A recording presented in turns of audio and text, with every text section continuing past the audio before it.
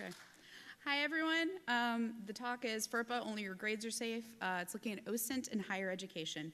I apologize, I'm not going to walk much. This is a Frankenstein laptop, and in short-circuiting to overwrite the BIOS, it kills the touchpad, so I have to use a mouse. Anyway, who am I? I'm actually a data analyst, a data scientist, a data person.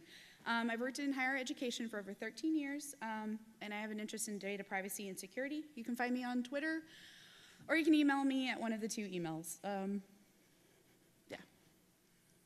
So, have you ever thought about your education records? Where you went to college, all of that stuff. Most of the time, unless you're in higher education, I get there are education records. What are education records? Basically, education records are anything that is related to you for any part of your tenure as a student at any part of any higher education institution.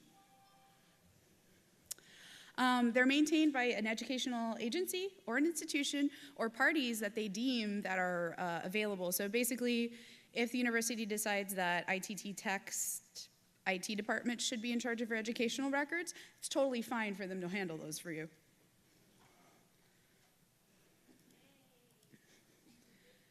So what does this all mean? So it basically means that anything the educational institution has ever collected on you for the entirety of your stay at the said institution is available as an education record. Anything. So now we're going to talk about FERPA. And I know this is not really exciting, it's a very text-heavy thing, but it's really interesting, I promise. So FERPA is this federal law that's supposed to protect student education records. It's supposed to keep your privacy of all of your education records safe. It applies to all schools. In our case, we're looking at higher education institutions that receive any funds under any applicable program of the U.S. Department of Education. If the school you're attending even receives $1 from the Department of Education, it falls under FERPA ruling. Currently, if you go to ITT Tech, you don't have to worry about this because they receive no funding anymore. So there's... But aren't your education records safe? That FERPA law is supposed to protect them, right? The federal law is supposed to do something. Not anyone can just see my student data. They don't just hand over stuff if you ask for it, right? Yeah, no, you're wrong. FERPA protects everything but directory information. So that doesn't sound too bad, right? And according to the agency, anything that has been appropriately designated as directory information by the educational agency or institution may be disclosed without prior consent. And this is the information that's directory info. Student name, address, telephone number, date and place of birth, honors and awards, dates of attendance.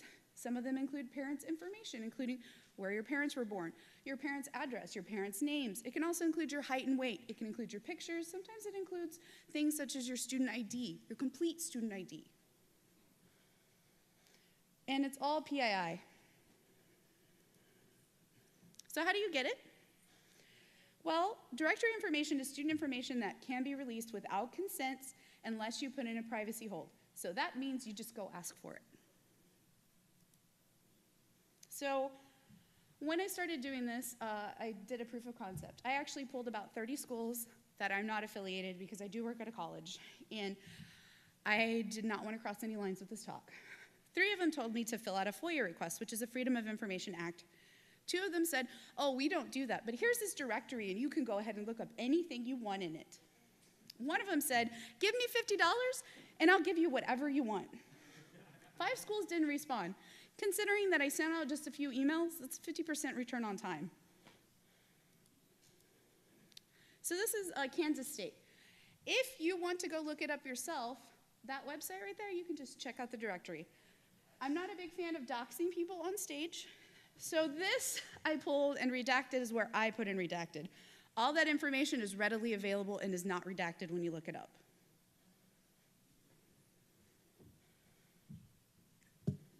Come on, sorry, my mouse is being fidgety. The next school I looked at was UT Austin. Again, tells me where you're going to school, what department you're in, your home phone number. It also provided things like your email address. sorts of really useful stuff. It also has your title, so if you had any type of special honorifics, I would know that and I could use that to look you up further. What about a FOIA request? So FOIA is the Freedom of Information Act request. Basically, it's just a written request that describes the records you seek. This is an actual FOIA request that I got. I'm seeking to contact your students who might be interested in programs and degrees at school. In order for us to reach them, I kindly request your student directory information that is available under the Texas Public Information Act. Truthfully, this is a really nice FOIA request because they're telling me what they want. They don't have to include that. They can say, under the FOIA Act, I'm requesting this information, and that's it. So what did they get? Well, we don't consider, a lot of schools are like, oh, email addresses are going way too far. That's just way too much information. However, let me give you the name, the address, the telephone number, their place of birth, their major, when they attended, what institutions they've also attended elsewhere, their classification, and any degrees and awards they received. But we're not going to give you their email addresses because, oh, heaven knows that's an invasion.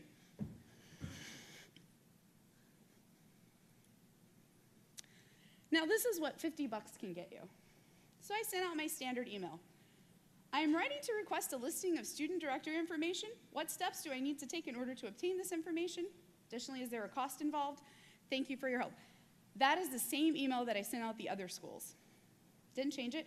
So they responded to me. We're very friendly, and we're like, well, we can give you whatever you're asking for $50, you know, as long as it follows under student directory information. And I was like, okay, where do I send the money order? Because I was not using my real name because I didn't want that involved. So I basically said, can you give me this entire ginormous list of stuff that is considered student directory information? The very helpful gentleman on the other side said, oh, we can provide all of that to you, with the exception of email, because that's protected.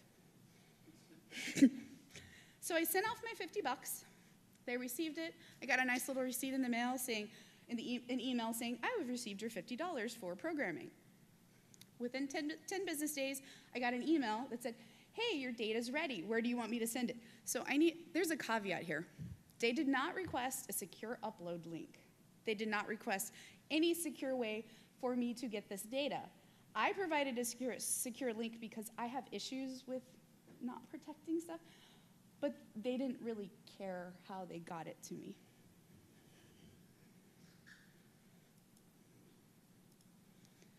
So, on March 10th, 2017, I got the data uploaded to my account.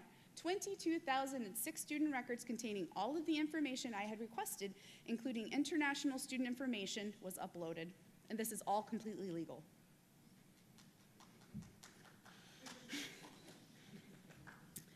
The interesting part is with the international student information, I had their international address and a way to contact their parents internationally. Would just like to point that out. If I were a horrible person, this would be a good way to make some quick money because international students have to pay a lot more money in order to come to school here, so it means that their families are richer for the most part, which means I could have contacted their parents and said, I have your child, I need $10,000. I would just like to point that out. So what's the big deal?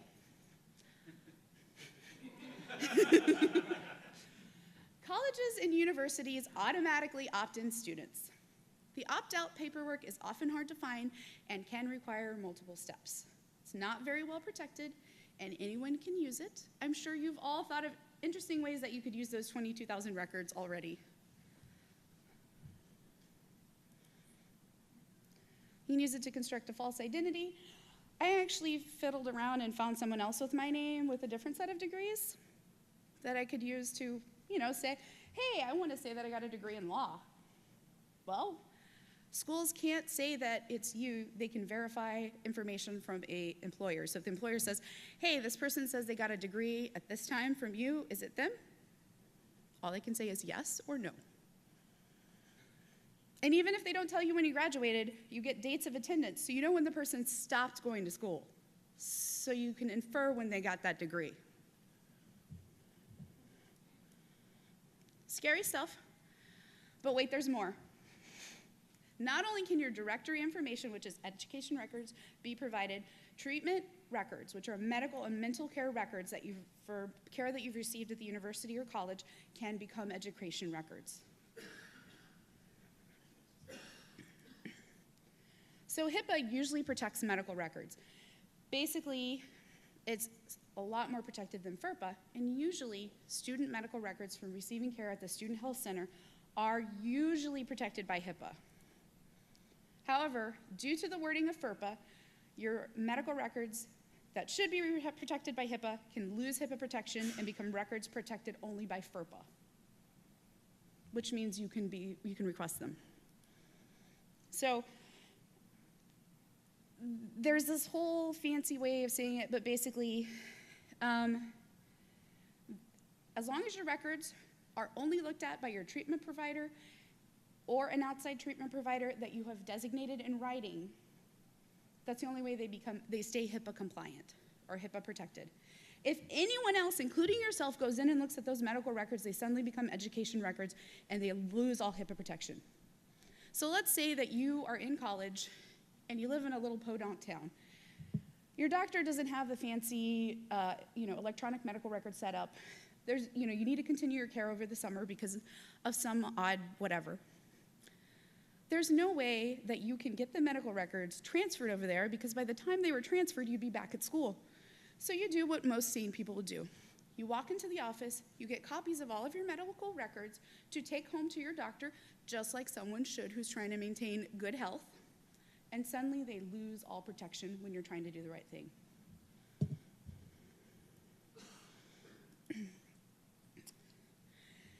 After that, they can be disclosed for purposes other than student treatment, provided that they follow the same rules as FERPA. Somebody asked for them. I am requesting under the Freedom of Information Act all of the medical and education records from this student because you know that their records are available now.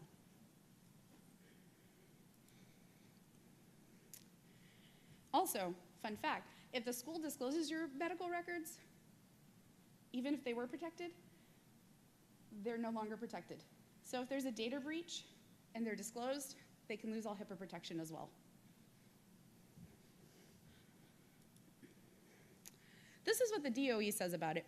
Under FERPA, if the institution discloses treatment records to anyone other than the treatment provider or another professional of the student's choice, the records become education records. Basically, they're saying, we don't really care how much sense it makes, but if Dr. Brown looks at your records and he hasn't been chosen by the student, then they're suddenly education records, and we don't really care what you say. Despite a call to action by the DOE about this in August 2015, they asked for feedback saying, maybe this is an issue.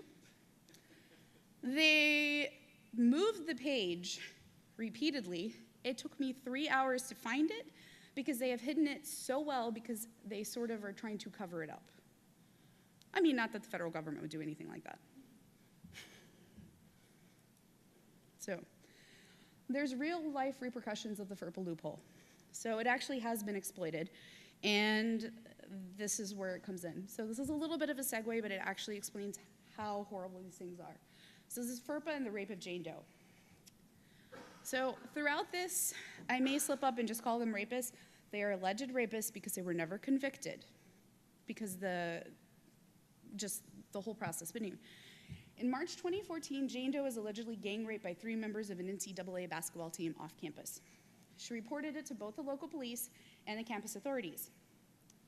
Because they were NCAA basketball players, they don't begin the investigation until after they play the tournaments.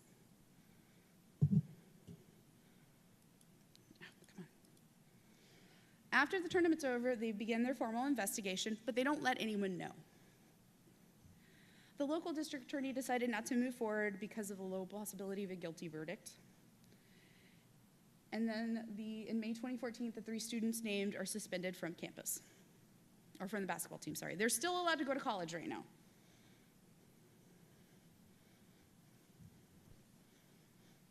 Oh, come on. Sorry, my mouse is dying, I think.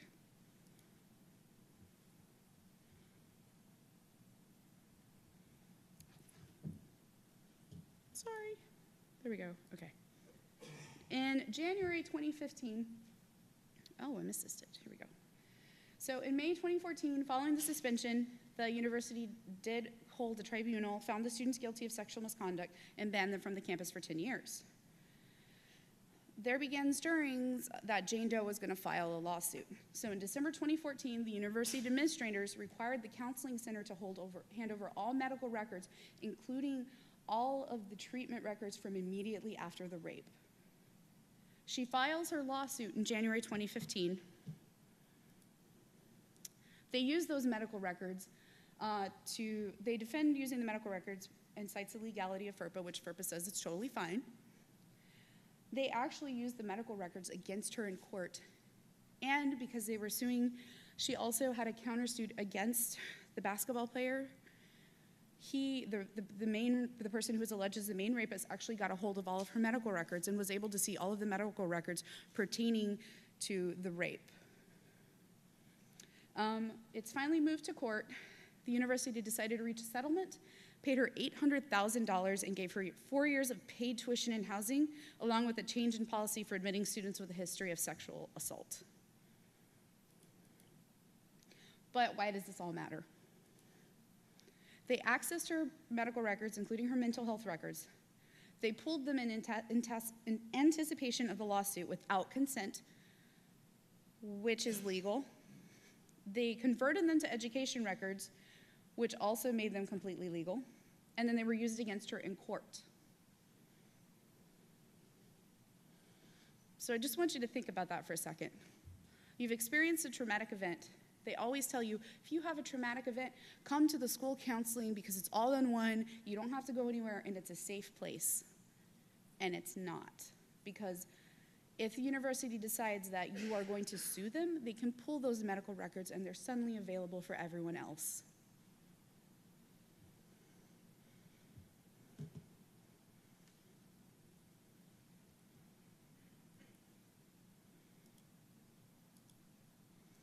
So what does it mean for you? Your confidential medical records could become records that anyone can look at. They can be used against you, and they could negatively impact your future. I don't know if you've kept up with the news, but they're starting to push for genetic testing at jobs now. There's another thing. What happens if you dealt with a bout of depression in college and became suicidal? It had a lot to do with maybe homesickness, some other issues going on in your life, but you've successfully had treatment and you've been totally fine for years. If anything happens that your medical records became education records, it means that a future employer could look at that and they could decide that you're too much of a risk for them to hire simply because you had a bad time.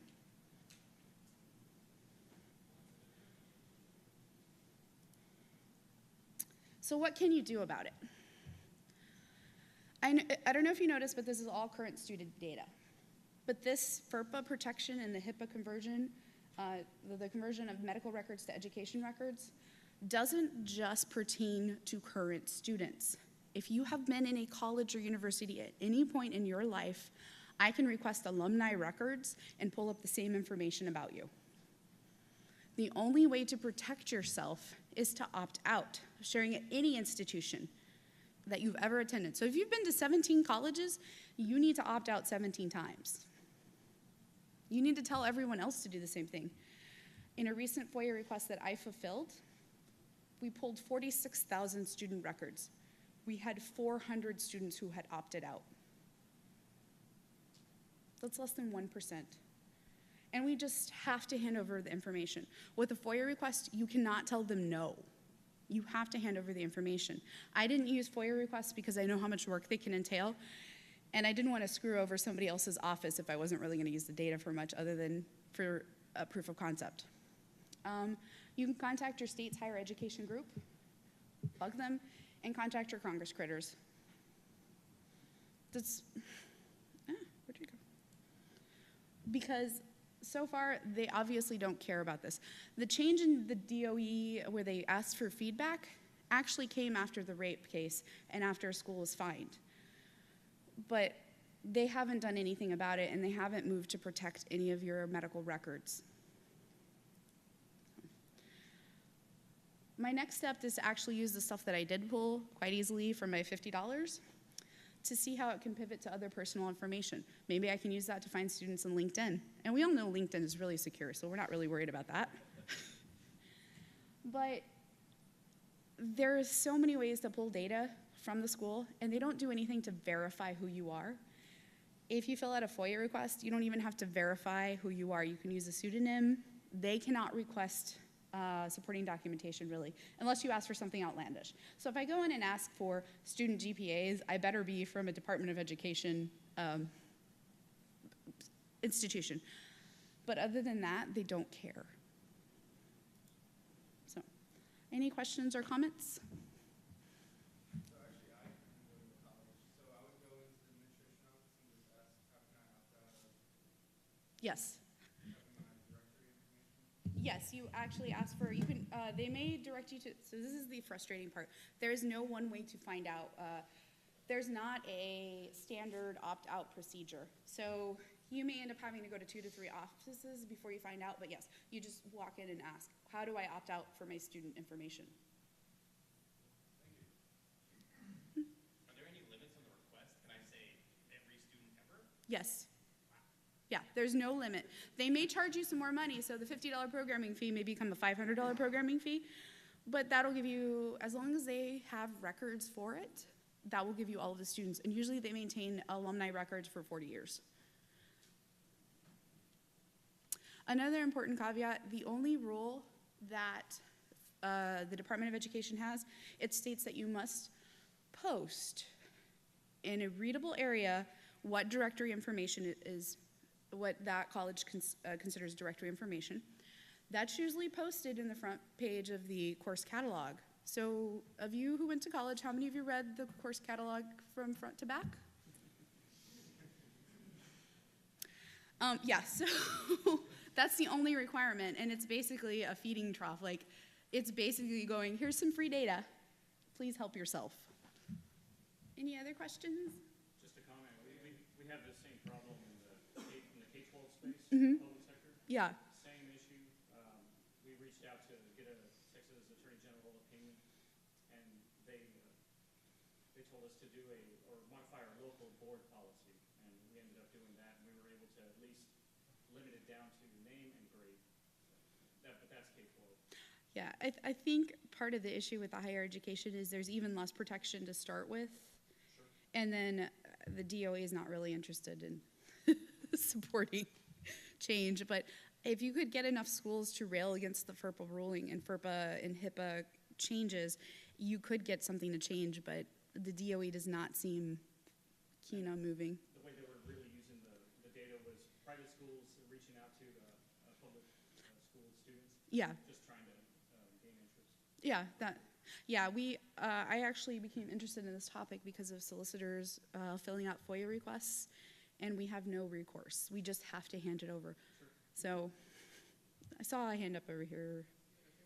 Oh. Like, what businesses are using this data to bootstrap their, like, new fancy Facebook or all of it? Are there lots of companies requesting this data to bootstrap? They're not, there's none using for Facebook so far. However, at least from my experience, it's people who are doing direct marketing and credit offers and all sorts of pawn shops like to request this information. Plasma places like to request this information. And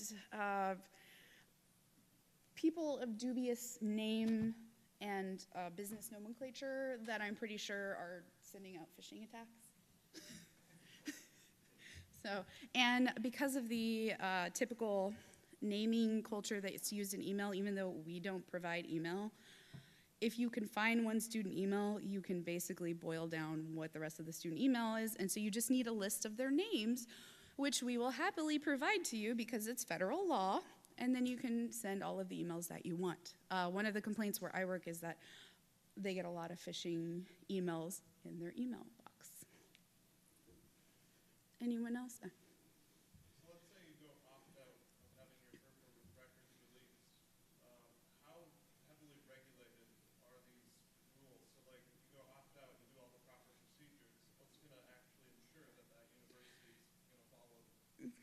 Because the DOE doesn't like to give money, So if you screw up with that and you release student information that has been opted out and the DOE finds out, you are heavily fined and you could lose all DOE funding. So, you know, they don't care about this because it will require money for them to pay out in order to change all of these rulings and change things. However, if you fuck it up, then we're gonna like just totally screw, and you get fined. The last I remember, I think it was $1,000 per instance. So if you screw up and you release several times, you could be looking at hundreds of thousands of dollars, and for smaller schools, that's a big chunk of their operating budget. The other thing is that can also be considered a data breach, depending on your definition at your school. So if it happened at our school, that would be a data breach, and I would have to fill out all of the data breach information, and it would be a ding against us from the Texas Coordinating Board.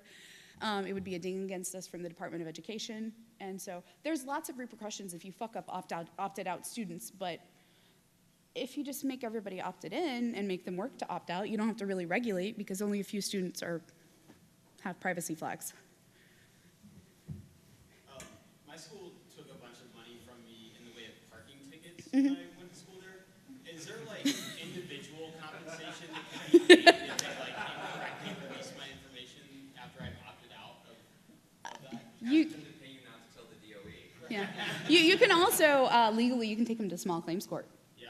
Yeah. Then how do you determine the value? You just see what the small claims court in the area where the school is and see what the maximum is, because you don't need a lawyer for that, and then you just take them to court for the maximum. However, you know, if you feel like your information has been violated because the school screwed up, you can actually get a lawyer, and this would go pretty far because it's now in the whole, well, you know, they did this with a student who was raped. What are you going to do with my records? Kind of thing, and you could probably take it pretty far and get a decent settlement. I'm not advocating that in any way. I am not a lawyer. I taught kinder, which is kind of the same thing, but so any other questions? I'm sorry, it's really hard to see because I'm at the perfect height for the lights. I'm never at the perfect height for anything. No. Any other questions? Well, y'all get out of here a little bit early. So, thank you.